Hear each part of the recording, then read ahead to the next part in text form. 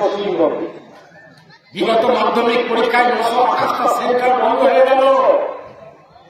বামফ্রন্টের আমলে প্রত্যেক বছর লাফিয়ে লাফিয়ে স্কুল ফাইনালে ছাত্রদের সংখ্যা বাড়ছে, এখন কমছে, ব্যাপক কমছে। স্কুলকে যাচ্ছে মাধ্যমিক স্কুলগুলোতে মাস্টার নেই, পড়াশোনার পরিবেশ নেই। যে কলেজগুলোতে অনার্স পাওয়ার জন্য মূল্যবান অনার্স ফিজিক্স কেমিস্ট্রির জন্য লাইন করে দিত, এখন সেই কলেজে 5টা 6টা করে এক একটা ডিপার্টমেন্টে অনার্সের ছাত্র পড়ার ইচ্ছা নেই। ইউনিভার্সিটিতে পড়াশোনা হতে যায়। আজকে গ্রামে গঞ্জে দেখবেন সেই পড়াশোনার পরিবেশ নেই। একদিন যে পড়াশোনার পরিবেশ ছিল আজকে নেই, সব ধ্বংস হয়ে গেছে।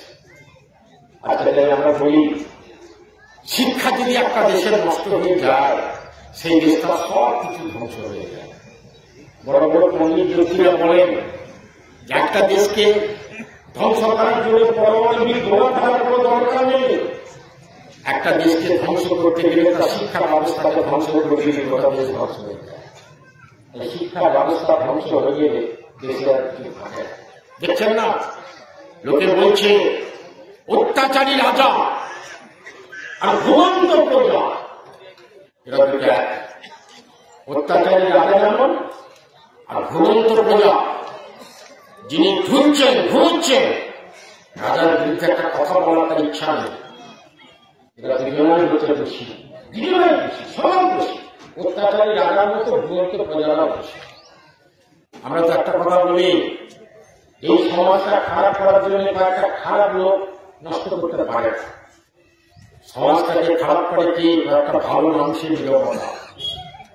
যারা শিক্ষিত মর্যাদা সম্পন্ন ভালো মানুষ, তাদের নিরবতার জন্যই গোটা সমাজটা আস্তে আস্তে ধ্বংস হয়ে যায়। তেমনি আমাদের সেই সমাজটা আজকে আমাদের দেশে আস্তে আস্তে ধ্বংস হয়ে গেছে। কি হবে আগামী? আজকে মহিলাদের কোন নিরাপত্তা, গোটা পশ্চিমবঙ্গ জুড়ে গোটা ভারতবর্ষের কোনো টাকা মহিলাদের নিরাপত্তা। একটার পর একটা ঘটনা নেই।